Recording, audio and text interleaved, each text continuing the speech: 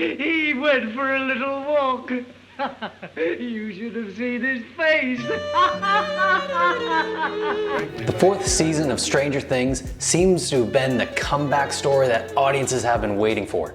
After its abysmal second and third seasons, interest in this former smash hit series had kind of dwindled, and it desperately needed to recapture some of the magic of that first season.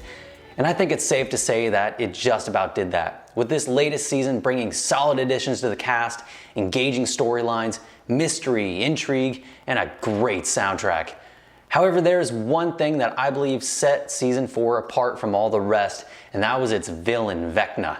In order to progress this show forward and into the future, the filmmakers actually took a few steps backwards and utilized some older horror techniques when introducing their newest monster. So let's break down just how they did that.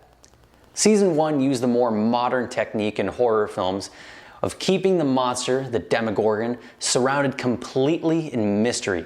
The first several episodes show absolutely nothing of the creature, opting for high-angle POV shots just before the Demogorgon attacks its victims. And then during these attacks, it keeps everything completely off screen. And as sightings increase through the season, the Demogorgon is slowly revealed in small glimpses, preying off of the audience's fear of the unknown.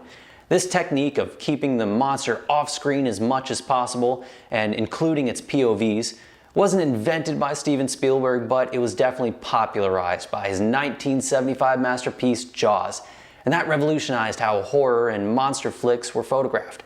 However, this technique can only work for so long, as eventually, as the story unfolds, the audience will have learned more about the monster and the world it inhabits. Think Lost as an example. Well, by the end of season 1 of Stranger Things, the audience had pretty much learned everything they cared to learn about the Upside Down and its monstrous Demogorgon. This left seasons 2 and 3 to get a bit tired, because they tried to rely on a bit of the same formula.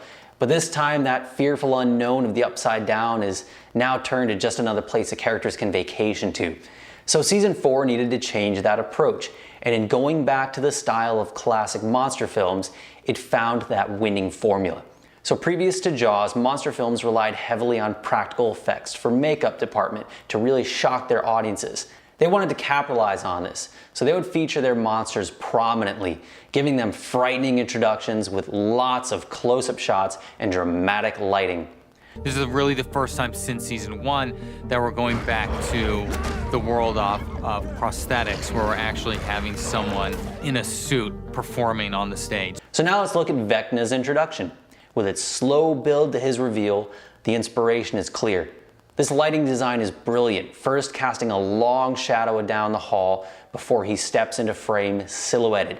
This is a technique ripped straight out of those classic monster films. Then as he walks closer to his first victim, he's revealed in small flashes of light as he passes through the rooms of the house. And the camera stays on him close as he approaches, just before stopping in front of her. He's now lit enough just from the ambient light coming from behind the actress for his face to be seen. The only change I would have done is very, very minor. I would have loved to have seen the direction of the ambient backlight behind the actress point slightly upward through those gated bars, which would then illuminate Vecna's eyes and give it just another callback to those classic monster flicks that clearly inspired this scene. However, this is still a brilliant and frightening introduction to a terrifying villain, and it helped bring back Stranger Things from the depths of the Upside Down and return it to its former popularity. Well, thanks for watching, and if you enjoyed this video, make sure to like it, and if you haven't yet, subscribe to my channel for more videos just like this.